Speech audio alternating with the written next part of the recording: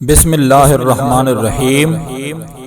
میں آج جس موضوع پر گفتگو کرنے جا رہا ہوں وہ ہے عدل و انصاف، دین کا بہترین سہارا۔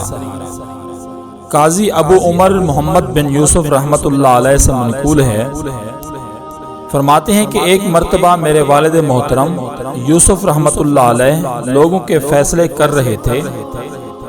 اتنے میں خلیفہ معتضد باللہ کا خاص غلام فیصلہ کروانے کے لیے فریق مخالف کے ساتھ کمرہ عدالت میں داخل ہوا۔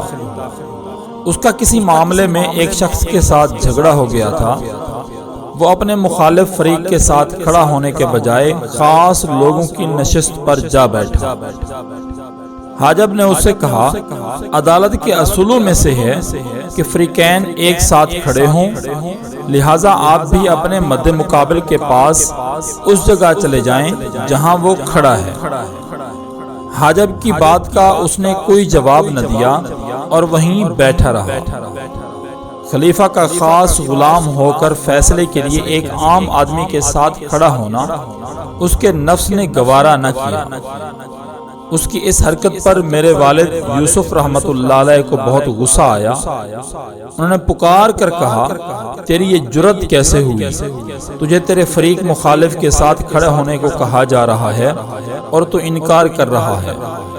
اے خادم، کاغذ لاؤ تاکہ میں اس شخص کو عمر بن عمر کے ہاتھوں بیچ دوں اور اسے لکھ دوں کہ اس کی قیمت خلیفہ کو بھجوا دو۔ پھر حاجب کو حکم دیا کہ اس کا ہاتھ پکڑ کر اٹھاؤ اور دونوں فریقوں کو برابر کھڑا کر دو۔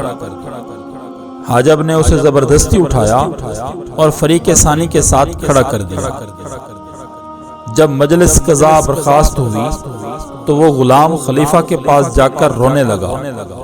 خلیفہ نے وجہ پوچھی تو کہا، حضور، قاضی صاحب نے آج میری بہت بے عزتی کی اور مجھے ایک گھٹیا شخص کے ساتھ کھڑا کر دیا، حالانکہ میں آپ کا خاص خادم ہوں، میری ایک عام آدمی سے کیا برابری؟